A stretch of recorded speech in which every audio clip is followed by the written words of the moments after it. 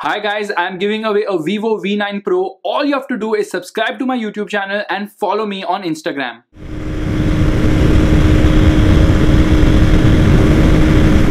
112, that's it.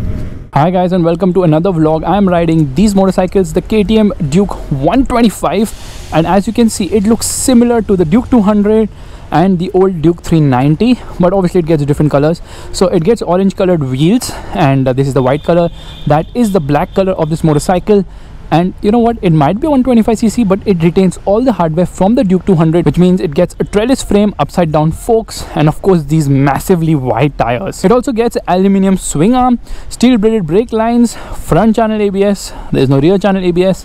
This is the ring for RLP, which happens to be rear lift protection, and the fit finish of this motorcycle is very nice. The seat a little bit on the harder side and not really for long rides. You can see the grab rails are also very nice. In fact, I have reviewed this motorcycle a million times on Motorbeam already, because Duke 200, Duke 390, and then the 390 got an update, slipper clutch. Then we came with the next generation 390. So it's got updates a lot of times. As you can see, this bike needs a tail tidy. Tail light is small, and overall finishing is really nice. WP suspension over there. Really good quality of materials on this motorcycle. Now this is the crash guard of this machine. This is the engine. It says Racing KTM, and the pegs are also very high quality. I absolutely love the design of the old Duke. Okay, I own one, that's why probably not really. Anyways, let's turn on this motorcycle. As you can see, it has a lot of information to offer. It says side stand down. Now if I get into this mode, you can see average speed and what is the average mileage as well. So much information, distance to empty, and how many kilometers you need to service the motorcycle, how many minutes have you ridden the motorcycle as well. Shows a lot of stuff. The tachometer could have been better. Telltale lights are placed over here, and let's turn on this motorcycle right away. So there it goes. It's very refined, and the mirrors give a decent view of what's behind. So there's nothing to complain as far as fit finish goes. Now this is the switch gear of this machine. This is for the horn, this is for the indicator, this is for the high and low beam, this is for the pass by. Over here this is the engine kill switch, and there is a dummy button over here because they've removed the headlight turn on switch from here, and this is to turn on the motorcycle, actually the starter button. So overall fit finish is nice. The levers could have been better. LED lights for the indicators obviously. So which color do you like more, fast beamers, the black or the white? I honestly love the white. It looks very nice and funky. So guys, I think let's get riding. And yes, the underbelly exhaust is also very swaggy on this machine. It doesn't look very busy. Yeah, the engine does seem small. Anyways, let's get riding. All right, we are all set to go, and here we go. First gear, opened it. Yeah, it doesn't rev very fast as you would expect it to, but the engine feels extremely refined and you rev so hard and reach the red line in no time at all. So that's one thing. So I'm already hitting the rev limiter. Upshifting into third gear. Brakes offer good bite, but the rear tends to lock up. So that's one small issue, because it gets single channel ABS. As you can see, the motorcycle feels very nice and fun to ride, obviously because it gets real premium hardware. So let's see what speed we can do.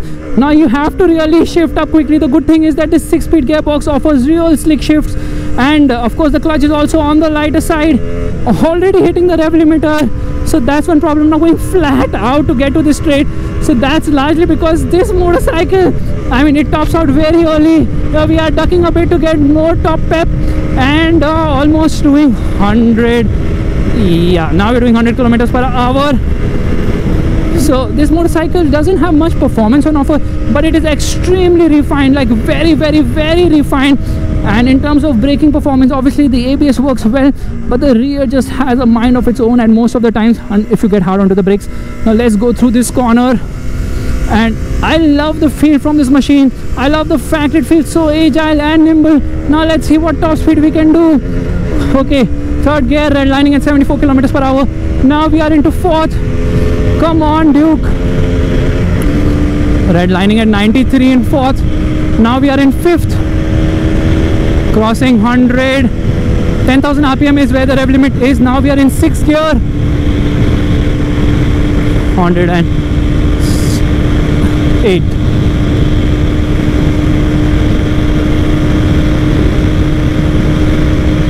That's about it. It will not go more than, I think, 115 on the meter with a small slope, that is. So as you can see, the performance is decent, definitely, for a 125cc machine, because this motor produces 14.3 horsepower and the torque output is 12 newton meters. So it's not the most powerful as far as power and torque goes, but certainly it's the most refined KTM motorcycle in India. It is extremely refined and the motor sounds so smooth. Now this is the same engine as the Duke 200. It has been bored down, so yeah, that's the reason why it is so much smoother. Just like how the 390 as well as the 250, similar engines. The difference is of course in the bore, because of which the 250 feels much more refined than the 390. But I love the feel of this motorcycle. It feels like a big bike, it corners like a big bike, it is so agile around the corners. Yeah, rear ABS would have been really nice, because kind of robs the confidence of braking really hard and fast.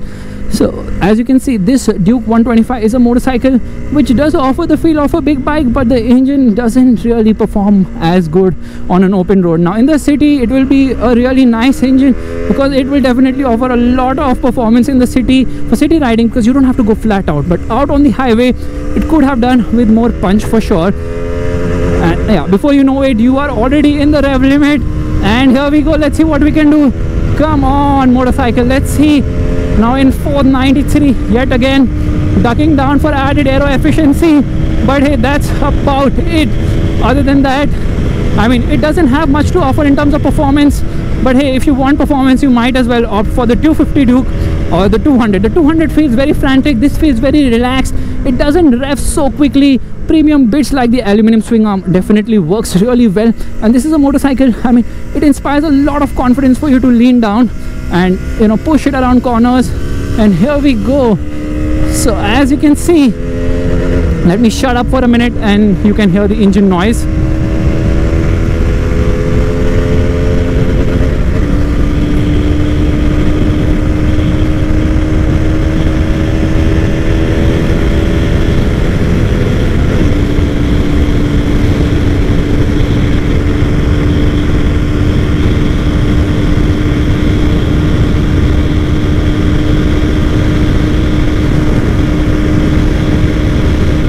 Yeah, could have done with more punch.